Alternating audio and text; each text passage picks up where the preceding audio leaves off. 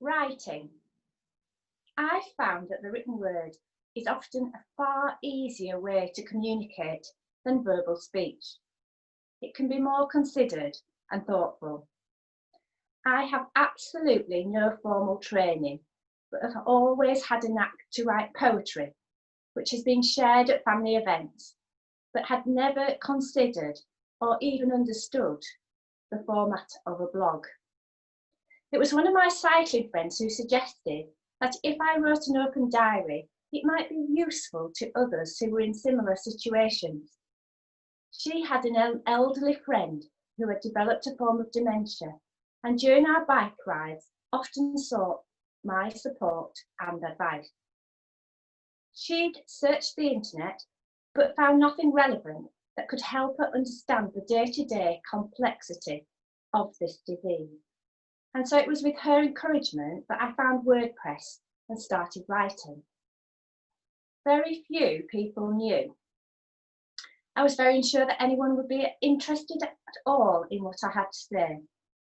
One friend in particular gave me the courage and support to continue writing, and I owe my blog to her.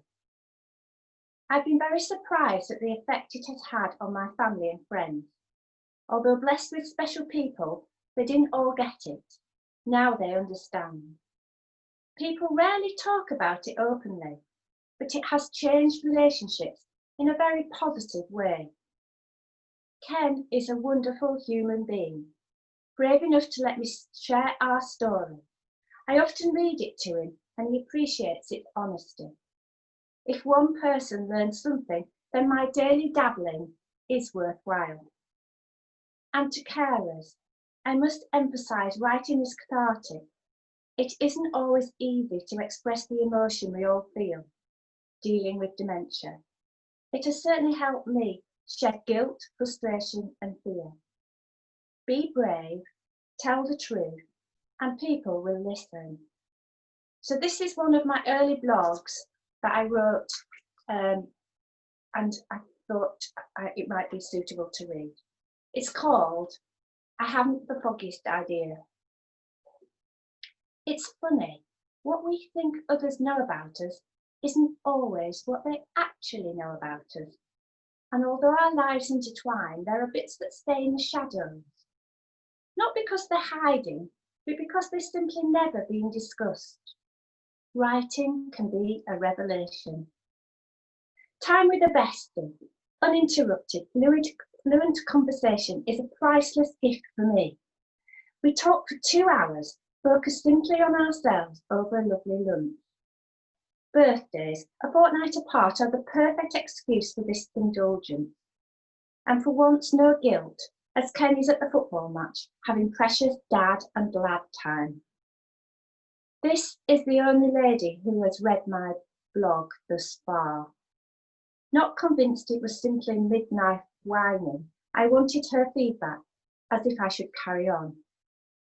Her honest review means I'm back on my iPad, reassured that I've got the tone right, knowing that I'd be told if I'm wasting my time.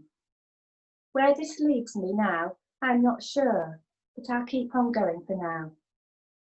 After 30 years, my dear friend has apparently found out things I've never told her. Such is the power of the written word.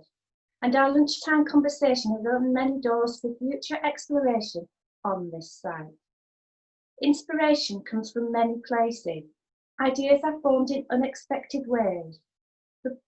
The thought process is a curious thing. I have a voice in my head telling me the story. It has an accent that isn't mine. It is a calm narrator, simple and unassuming. I sometimes wonder if it's me writing the words or if it's the person that I would like people to think I am. The more I write, the more I question myself. Sometimes we can hold in thoughts and experiences to protect the perception we project to others, so that the illusion stays intact and the inner story stays within. I'm learning to let go. Complex and complicated thought has no place in the dementia brain. Simple understanding is difficult enough. How sneaky It's a thief that takes ideas and thoughts. No one notices until they're gone. Even the most brilliant can lose their shine.